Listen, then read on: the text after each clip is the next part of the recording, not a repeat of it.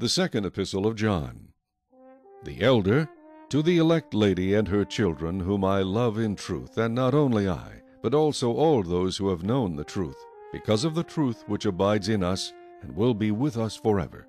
Grace, mercy, and peace will be with you from God the Father, and from the Lord Jesus Christ, the Son of the Father, in truth and love. I rejoiced greatly that I have found some of your children walking in truth, as we received commandment from the Father.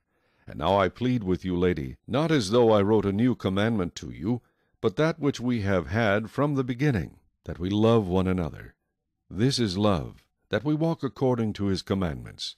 This is the commandment, that as you have heard from the beginning, you should walk in it. For many deceivers have gone out into the world who do not confess Jesus Christ as coming in the flesh. This is a deceiver and an antichrist. Look to yourselves, that we do not lose those things we worked for, but that we may receive a full reward. Whoever transgresses and does not abide in the doctrine of Christ does not have God.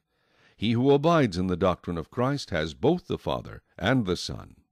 If anyone comes to you and does not bring this doctrine, do not receive him into your house, nor greet him, for he who greets him shares in his evil deeds. Having many things to write to you, I did not wish to do so with paper and ink. But I hope to come to you and speak face to face, that our joy may be full. The children of your elect sister greet you. Amen.